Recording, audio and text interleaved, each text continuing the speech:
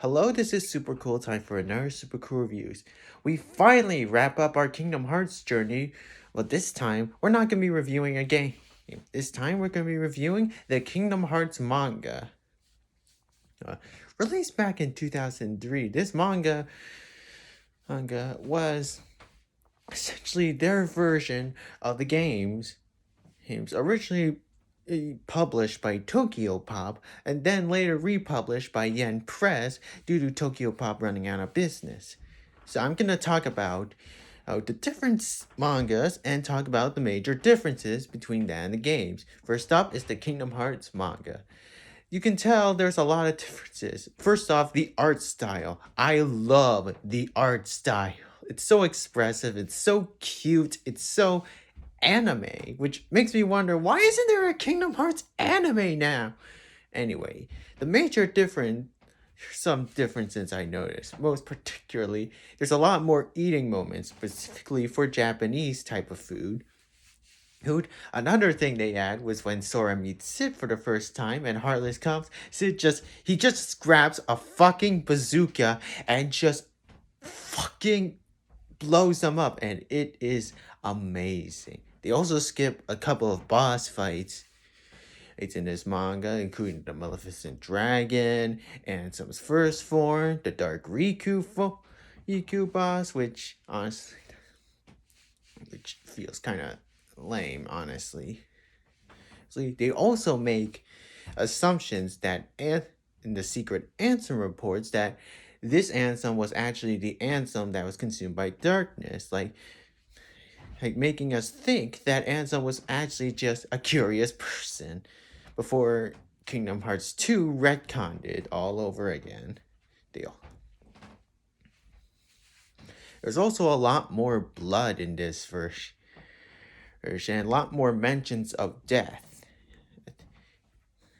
And the major difference is that Sora is a lot more badass in this, but he doesn't really make that much friends. They also skip a couple of worlds in this game, including the Nightmare Before Christmas, the Tarzan world, probably due to copyright, and that's pretty much it. In the Chain of Memories manga, it's a lot more lighthearted than it was in the actual game. Hey, like you see more scenes of the organization hanging out. You see Vexen get the low end of the stick, and when he dies, he bursts into flames in the game. But here, he gets impaled by Axel and then sliced by him once again. And also Larxine's death is a lot more gruesome because she actually explodes when Donald uses Blizzard on her lightning attacks. And also Marluxia's death is a lot more vicious, like including a scene in which Sora stabs him in the face. And that's pretty much it. They also skip a couple of stuff, including the Riku replica, and treat it more of a humorous tone when Riku actually meets his replica. And that's pretty much it, all for the Chain of Memories.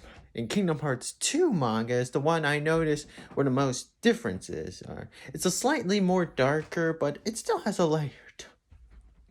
Oh, first off, the major one is Kyrie is a lot more badass in this one.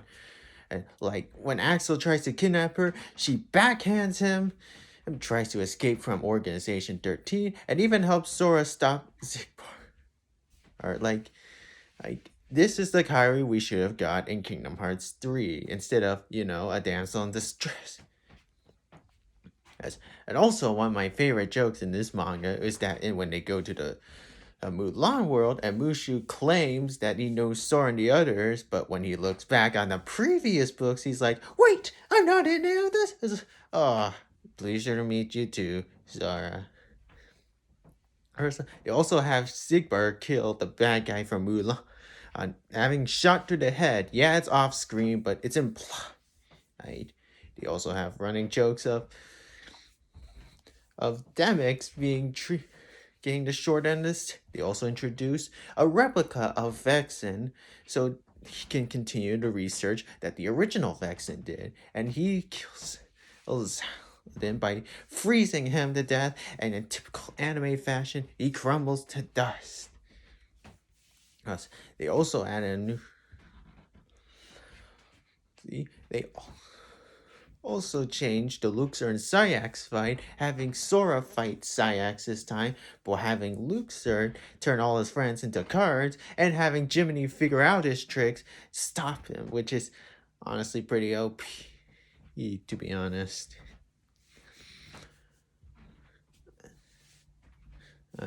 In a 358 over 2 days manga, you see a lot more of the organization mostly hanging out, like Zalin's getting his haircut, Sayax is doing, I don't know, recon, Luxort's playing solitaire, I don't know what Sigmar's doing, Demix is playing with his guitar. They also add Pluto into the mix, having him be a spy to the organization.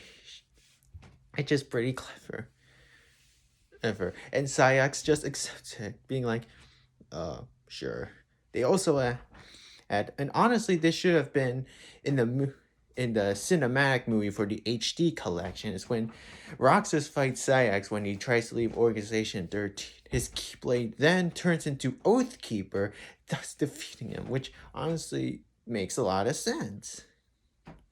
And they also add a couple of stuff, including Luxord being absolute Jad to the Queen, to the Red Queen, and also Temix trying to be strong during the Olympus Coliseum, only to get his ass kicked by Sayax. And that's pretty much it, all the manga differences I can think of. And they're continuing on with the Kingdom Hearts 3 manga, which doesn't make sense. You just can't go, and you're missing a bunch of other games, so why don't they do the other games before Kingdom Hearts 3? I don't know. Anyway, that's the end of our Kingdom Hearts journey. I hope you enjoyed it. And this was a long ass journey. Okay, I'm never doing this again. Alright. This is Super Cool signing off. Bye.